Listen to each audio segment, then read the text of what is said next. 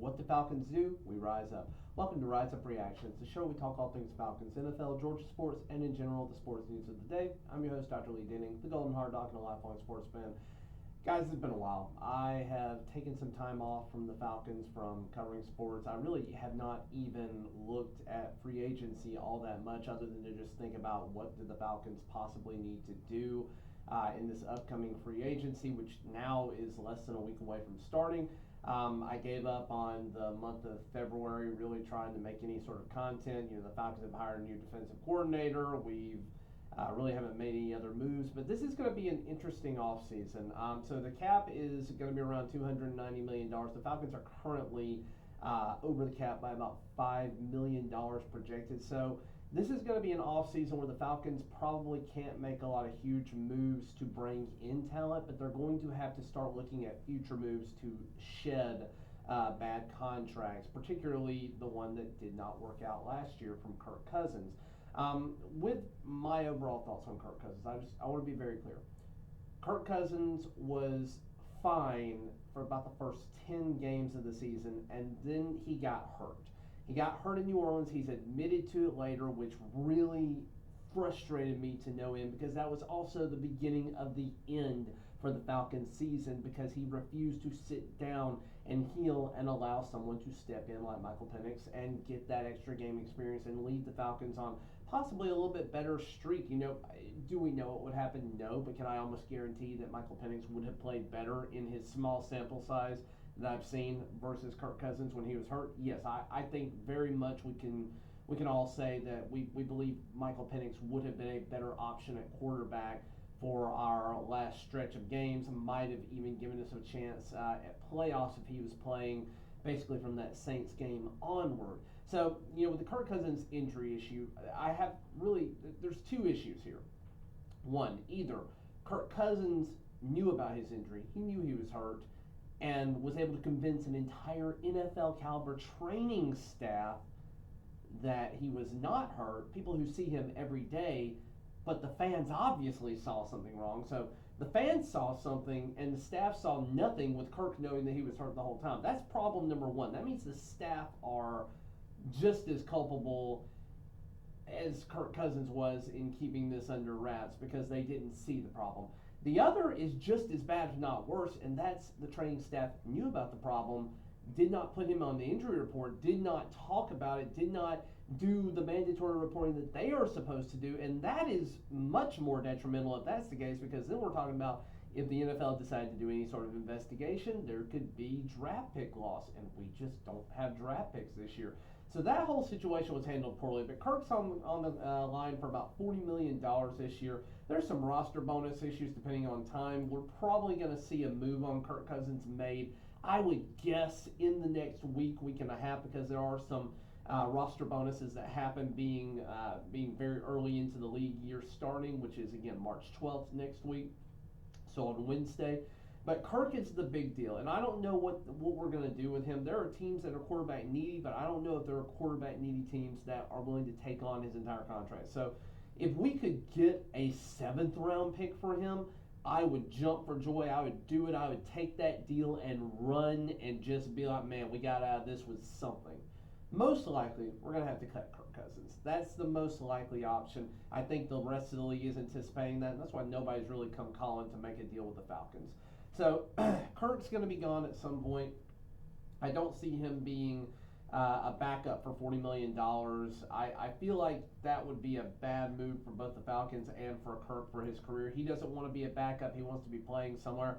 I just think his career is kind of over at this point. He gave it a shot in Atlanta. He was doing relatively well up until he ended up getting hurt in the Saints game, and then he just never recovered after that, never gave his body a chance to heal, and put the Falcons in a detrimental position. That's just not a good look.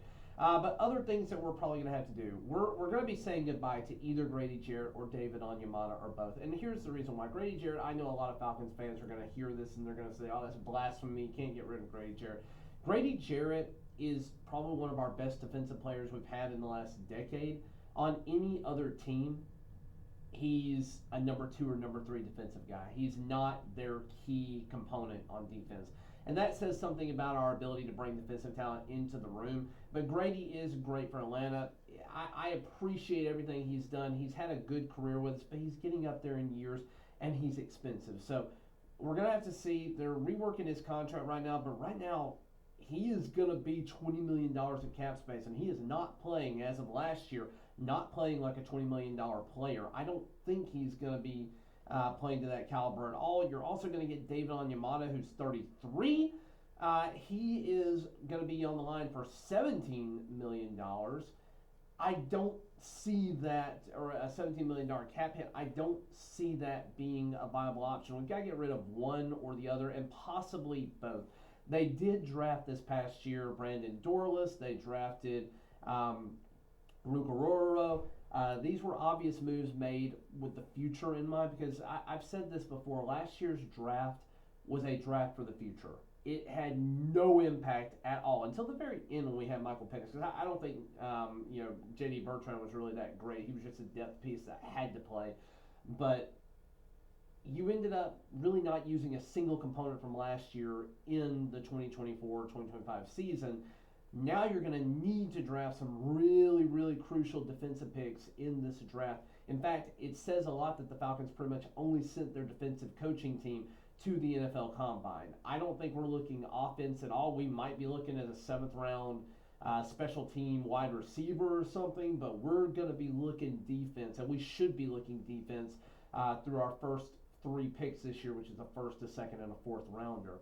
So those are some moves we may have to make. Caleb McGarry, they're probably not going to get rid of. They may have to also figure out a way to sign our center, Drew Dahlman. He's going to be a guy that we really need to retain, and he is probably going to set the center market going forward, because he is a top 5 center in the NFL right now. So we're going to have to make room for his contract, and with a brand new quarterback, or a guy that's functionally going to be a rookie with us this year, he only played a few games, you want to have consistency there. Do I like Caleb McGarry at right tackle, playing blindside tackle to Michael Penix? No, but he looked okay overall last year. He's at least a veteran. He's been there long enough and been a part of this team that, now he has at least a couple of years under his belt where I feel better about him. But the first half of his career, I would never have wanted him to be the blindside tackle for a left-handed quarterback. I don't feel great about it now, but I feel a little bit better. We're also going to have to start thinking about life after Jake Matthews, and that, I think Jake will be with us for this year, but then next year our 1st round pick is likely going to be a left side tackle, or we're going to have to figure out how we're going to shift the line around, because we're going to have some other contracts that come due next year as well. So this is really going to be a year where we have to shed some cap. We have to figure out what we're going to do for the future. This is a team that really, as it's constructed right now, was meant to be the Arthur Smith, Ryan Nielsen team. It was not meant to be the Raheem Morris team. And we really didn't have money to play around too much last year with this. We ended up spending most of it on Kirk, which didn't work out. So I would say that was the move that was to make it the Raheem Morris team. But now we really have to move forward and figure out what we're going to do in this free agency to try and shed some cap. I want to be very clear. I have no expectations for this team this year. Had we been competitive last year, I would say, yeah, we should be the front runner for our division this year. We should be looking good. But the whole Kirk Cousins thing has left a sour taste in my mouth with that. That's probably set us back a year and a half to 2 years now as a franchise. And I'm being realistic. It is not Super Bowl year for the Falcons. If we make the Super Bowl this year, then something has gone horribly wrong for 31 other teams in the NFL. Something went horribly, horribly wrong for those teams, because we're not that caliber yet. Anybody who thinks we are, they are fooling themselves. We've got a lot of work to do, but I do think that in 2 to 3 years, we could be there, especially if we build around Penix like we need to. I have hope that we can do that, but this is going to be a really critical offseason for Terry Fontenot. If we can be competitive, if we can have a winning season next year, again, we have not had a winning season in almost a decade now. So if we can have a winning season this coming year, I think that'll speak volumes for what Terry's trying to do in the front office. But if it's another bad year, another disappointing season, I think this is Terry Fontenot's last year. I think we move on and try to go a different direction. And we need to do it while we are going to have a window to build up our cap space. This is going to be a year we try to clear the cap or try to make some moves to be competitive while also keeping the cap relatively low. But ultimately, we are going to need some significant help in creating space on the roster. We're going to have to probably pull some Saints BS here to try and figure out ways to be competitive. Kyle Pitts probably going to be gone. There's other moves that I'm just looking on here. Younghoe Koo's probably gone. That's $5 million that's going to be coming back. But again, there's going to be a dead cap hit of about 2.5. So there are players on this roster at the top end and the top 15 highest paid players on our roster. I don't know that they're coming back. Caden Ellis probably going to come back because he's our best linebacker, but after this year, probably not on the team anymore. And again, the biggest moves that I think need to be made are in regards to Grady Jarrett and David Onyemata along with Kirk Cousins, which is the obvious one. The Grady Jarrett one is going to rub a lot of Falcons fans the wrong way, just like any bad talk about Michael Vick rubs some Falcons fans the wrong way. I'm not a Vick believer. I'm just going to be real honest with you. I have my own thoughts there. I think he is an electric player, but I don't see that he did anything particularly useful as a Falcon. He was an electric and dynamic player, but he never had any true success as a Falcon for the franchise. So that's just my thought on him, and I know that's, again, it's going to rub a lot of people the wrong way. Let me know what you guys think in the comments below. What are we looking at doing this offseason as Falcons fans? Are we going to be in for a surprise? Are we going to make some big splashes? Nick Bosa, or not Nick Bosa, but Joey Bosa is now a free agent, so we'll see what happens there. I don't think the Falcons get him, but that would be incredible. Definitely need an edge rusher. The draft is going to be coming up in about another 6 weeks or so, maybe 7. I don't know the exact day of the draft, but it's end of April. Looking forward to all of this. I will probably do at least one more draft coverage live stream that'll be coming up on the day one of the draft. I have historically not been able to stay up long enough to get through more than about 25 picks in that thing, just because I am up at 5 every day trying to go to work. But thank you for watching, liking, sharing, and subscribing. I know it's been a while, and I know this is a pretty disjointed, whatever video. I still don't know that I have my passion back for this team yet. I'm just trying to stay in the loop a little bit with the team right now and talk about my moves that I think we need to make. And again, just to summarize that, Grady Jarrett and David Onyemata, one of them, if not both, have to go. We need to sign Drew Dahlman to a long-term deal. And then we need to figure out what we're going to do with Kyle Pitts and Kirk Cousins. I don't think either one of them are going to be long-term options for our team.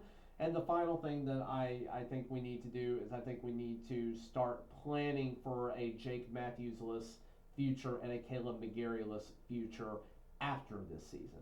But again, guys, thanks for watching, liking, sharing, subscribing, and as always, rise up.